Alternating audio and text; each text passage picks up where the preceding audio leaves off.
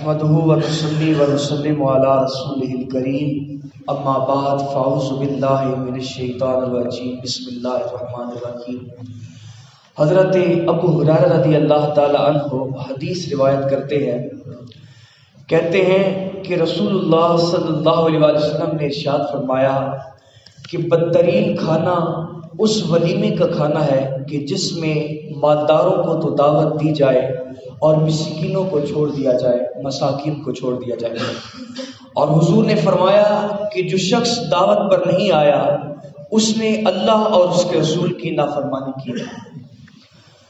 ہمارے معاشرے میں شادیوں کے معاملے میں عجیب رواج یہ ہے کہ ہم اس بات میں خوشی محسوس کرتے ہیں کہ ہمارے گھر کی شادی پہ کوئی بڑی شخصیت آئے، کوئی عہدیدار آئے، کوئی بڑی سیاسی شخصیت آ جائے یا کوئی وزیر آ جائے، اور ہم اپنی شادیوں پہ غربا اور مساکین کو نہیں پوچھتے۔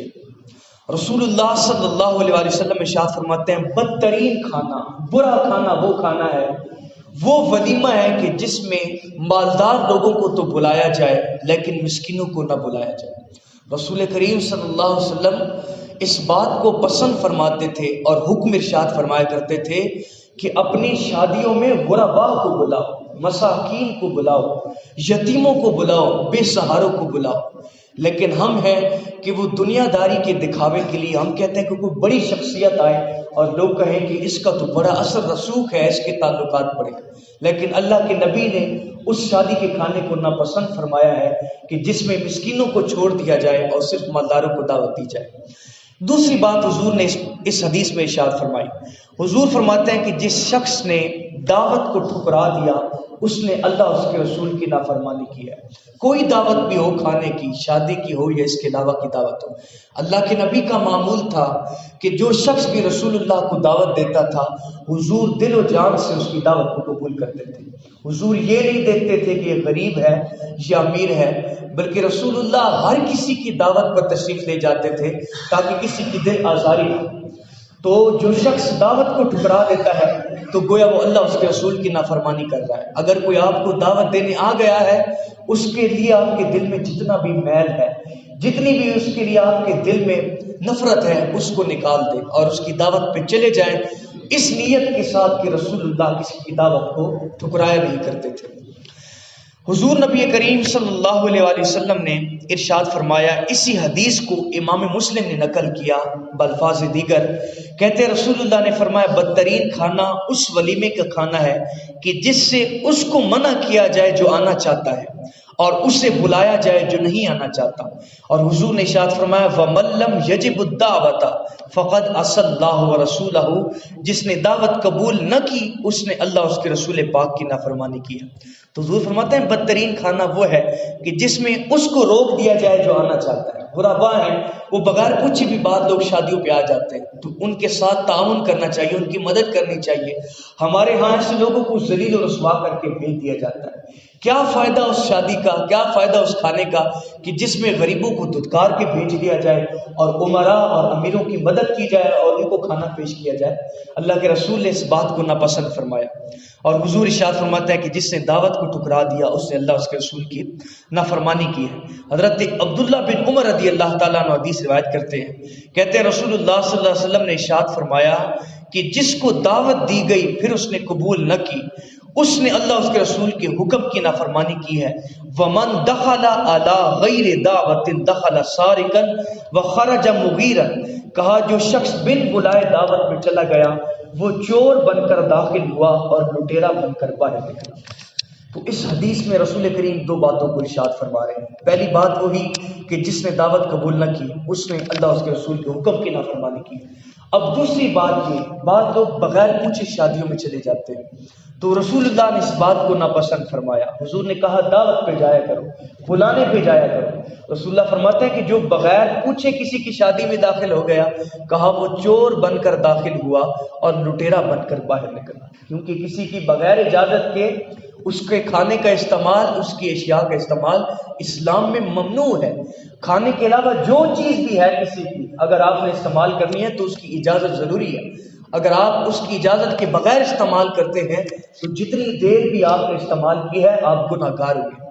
تو کہا کہ جو بغیر کسی کی دعوت پہ کسی کی شادی میں کھانے کے لیے گیا اور اس نے کھانا کھایا، رسول اللہ فرما رہے ہیں کہ وہ چور بن کے داخل ہوا اور لٹیرا بن کے واپس پلٹا۔ اور یہی روایت حضرت عبداللہ بن عمر جو ہے وہ روایت کرتے ہیں، کہتے رسول اللہ نے فرمایا جب تم میں سے کوئی اپنے بھائی کو دعوت دے وہ اسے قبول کر لے، چاہے یہ دعوت شادی کی ہو یا کسی اور چیز کی۔ رسول اللہ حکم ارشاد فرما رہے ہیں، کیونکہ رسول اللہ کا ہر بات جو ہے وہ امت کے لیے حکم ہے۔ حضور فرماتے ہیں جو بھی تمہیں دعوت دے دے اس کی دعوت کو قبول کر لو۔ یہ مت دیکھو کہ اس کے پاس مال ہے کہ نہیں ہے، یہ مت دیکھو کہ تمہارے اس کے ساتھ تعلقات کیسے ہیں۔ جب وہ تمہارے پاس تمہارے گھر میں دعوت دینے کے لیے آ گیا ہے تو پھر انکار کرنا مناسب بات نہیں۔ تو رسول اللہ فرماتے ہیں کہ بھائی دعوت دے تو اسے قبول کر لو۔ مسلم شریف کی ایک روایت ہے، حضور نے ارشاد فرمایا اذا دعیتم الی قراء فعجبوہ، کہا اگر تمہیں بکری کے کھر جیسی سادی اور کم تر چیز کھانے کی بھی دعوت دی جائے تو اس کو بھی قبول کر لو، کیونکہ سامنے والے کی دل جوئی ہو دل آزاری نہ ہو۔ تو کتنی خوبصورت فرمان رسول اللہ صلی اللہ علیہ وسلم کے ہیں۔ حضور فرماتے ہیں کہ اگر تمہیں ایسے کھانے کی دعوت دی جائے جس میں بکری کے کھر بنے، یہ کوئی کھانے کی کوئی خاص شے تو نہیں ہے، یہ کوئی عام چیز ہے، لیکن رسول اللہ فرماتے ہیں کہ ایسی سادہ چیز بھی تمہیں کھانے کی دعوت دی جائے تو وہ بھی قبول کر لو، کیونکہ تم اگر کسی کی دعوت کو قبول کرو گے تو اس کی دل جوئی ہو جائے گی، اس کے دل کو خوشی ملے گی، وہ دل آزاری سے بچ جائے گا۔ اور مومن کو خوش کرنا جو ہے رسول کریم فرماتے ہیں وہ بھی صدقہ ہے، کسی کو مسکرا کر دیکھ دینا بھی صدقہ ہے۔ تو اللہ کے نبی ارشاد فرما رہے ہیں کہ اگر ایسی سادہ شے بھی تمہارے لیے دعوت میں پکائی جائے اور تمہیں کھانے کی دعوت دی جائے، رسول اللہ فرماتے ہیں کہ اس کو قبول کر لو۔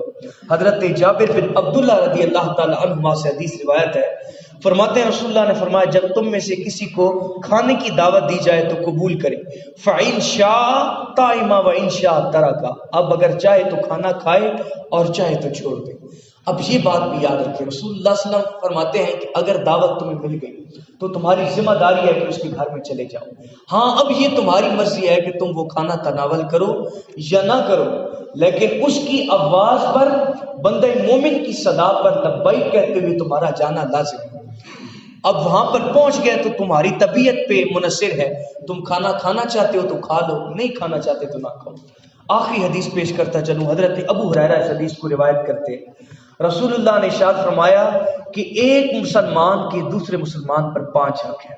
آج ہم ایک دوسرے کے حقوق بھول چکے ہیں، لیکن حضور تو بارہا صحابہ کو ایک دوسرے کے حقوق پورا کرنے کی تلقین ارشاد فرماتے رہے۔ رسول اللہ فرماتے ہیں ایک مومن کے دوسرے مومن پر 5 حق ہیں۔ حضور عرض کی یا رسول اللہ کون سے ہیں؟ حضور نے کہا ایک مسلمان کا دوسرے مسلمان کا حق یہ ہے کہ وہ اس کے سلام کا جواب دے۔ سلام کا جواب دینا واجب ہے۔ کسی نے آپ کو سلام کہا، آپ کو سلامتی کی دعا دی، تو رسول اللہ فرماتے ہیں سامنے والے پر واجب ہے کہ وہ سلام کا جواب دے۔ دوسری بات حضور نے ارشاد فرمائی بیمار کی بیمار پرسی کرنا۔ کوئی آپ کے پہلو میں بیمار ہو گیا، آپ کے پڑوس میں، آپ کے عزیز و اقربا میں، رسول اللہ فرماتے ہیں اس کی عیادت کے لیے جاؤ، اس کی بیمار پرسی کے لیے جاؤ۔ اور پھر عموماً ہمارے ہاں یہ ہوتا ہے کہ جب ہم کسی کے پاس اس کی بیمار پرسی کے لیے جاتے ہیں تو اس کو جو ہے ایسی گفتگو کرتے ہیں کہ وہ زیادہ پریشان ہو جاتا ہے اس کی بیماریوں کا ذکر کر کے۔ رسول اللہ فرمایا کرتے تھے کہ جب کسی کے پاس بیمار پرسی کے لیے جاؤ تو اسے تسلی دو کہ کوئی بات نہیں، اگر اللہ کی جانب سے یہ بیماری کا امتحان آ گیا ہے، یہ بیماری کا امتحان چلا جائے گا، اللہ تمہیں شفا دے دے گا۔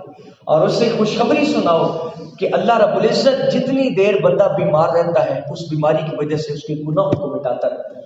یہ فرمان نبوی صلی اللہ علیہ وسلم ہے کہ بیماری کی حالت میں انسان کے گناہ مٹتے ہیں۔ تو کہا بیمار پرسی جو ہے وہ دوسرے مسلمان کا حق ہے کہ ایک مسلمان کو جب پتہ چل گیا اس کا مومن بھائی بیمار ہے، کہا دیر مت لگاؤ، اس کی بیمار پرسی کے لیے جاؤ۔ تیسرا حضور نے بتایا ایک مومن کا دوسرے مومن پر یہ ہے کہ وہ اس کے جنازے کے ساتھ چلے۔ اگر کسی کا مسلمان بہن بھائی پڑوس میں رشتہ دار میں فوت ہو گیا تو رسول اللہ فرماتے ہیں کہ تمہارا حق ہے اس کے جنازے میں شریک ہو، یہ اس کے لیے تمہارے اوپر حق ہے اس کا، مرنے والے کا، تو جنازے میں ضرور شرکت کرے۔ چوتھا حق رسول اللہ نے فرمایا دعوت کو قبول کرنا۔ اگر کوئی دعوت دے دے کھانے کی تو کہا اس دعوت کو قبول کرو۔ پانچواں حق رسول اللہ ارشاد فرماتے ہیں چھینک کا جواب دینا۔ ہمارے ہاں یہ چیز اتنی زیادہ معلوم نہیں ہے لوگوں کو۔ رسول اللہ صلی اللہ علیہ وسلم فرمایا کرتے تھے صحابہ جب چھینک آئے تو الحمدللہ کہو، کیونکہ یہ جو چھینک ہے یہ اللہ کی جانب سے ہے۔ لیکن یہ جو جمائی ہے رسول اللہ فرماتے ہیں یہ شیطان کی جانب ہے۔ جب کہا کہ جب تمہیں جمائی آ جائے تو اسے روکنے کی کوشش کرو، اور یہ تصور کرو کہ انبیاء کرام کی جمائی نہیں آیا کرتی تھی، لیکن جب چیخ آئے تو رسول اللہ فرماتے ہیں الحمدللہ کہو، اور جو سامنے والا سن رہا ہے کہا وہ اس مومن بھائی کو دعا دے یرحمک اللہ، اللہ تم پہ رحم فرمائے، اور جس کو چیخ آئی ہے وہ پھر جواب دے یہدیکم اللہ، اللہ تمہیں ہدایت دے۔ تو یہ چیخ کا جواب دینا بھی رسول اللہ فرماتے ہیں یہ بھی ایک مومن کا دوسرے مومن پر حق ہے۔ تو دیکھیے رسول اللہ تو اتنی چھوٹی چیز کا مومن کا حق بتا رہے ہیں، اور ہم تو لوگوں کی زمینیں دبا جاتے ہیں، ان کے پیسے دبا جاتے ہیں، ان کا حق مار لیتے ہیں۔ تو جب یہ حق ادا نہ کرنے پہ مسلمانوں کو وعیدیں سنائی جا رہی ہیں تو مجھے بتائیے کہ جب لوگوں کا حق مارا ہوگا، ان کی زمینیں کھائی ہوں گی، کسی کو کم قیمت والا مال زیادہ قیمت میں دیا ہوگا، تو ہم اللہ کے سامنے کس منہ کے ساتھ جائیں گے؟ علامہ اقبال رحمۃ اللہ تعالیٰ علیہ اللہ کی بارگاہ میں عرض کیا کرتے تھے کہ اے پروردگار عالم صلی اللہ علیہ وسلم، قیامت کے دن میرا حساب نہ لینا، اگر میرا حساب تو نے لے لیا رسول اللہ کے سامنے تو میں شرمندہ ہو جاؤں گا۔ عرض کرتے ہیں یا اللہ اگر میرا حساب لینا ہوا تو اکیلے میں لینا، کیونکہ رسول اللہ کے سامنے اگر حساب لیا تو اقبال کے عمل ایسے ہیں کہ شرمندہ ہو جائے گا۔ لیکن ہمیں عمل کا کوئی خوف نہیں ہے، ہم تو یہ دیکھتے ہیں بس جیب بری ہونی چاہیے، کسی کو نقصان دے دیں۔ تو یاد رکھیں مومن کا حق نہیں مار سکتا، دھوکہ نہیں دے سکتا، اس لیے کوشش کریں کہ کسی کو اگر سکھ نہ دے سکیں تو دکھ بھی نہ دیں، کسی کا فائدہ نہیں کر سکتے تو اس کا نقصان بھی نہ کریں۔ اللہ رب العزت ہمیں دین اسلام کا فہم و ادراک نصیب فرمائے اور توفیق عمل دے مجھے اور آپ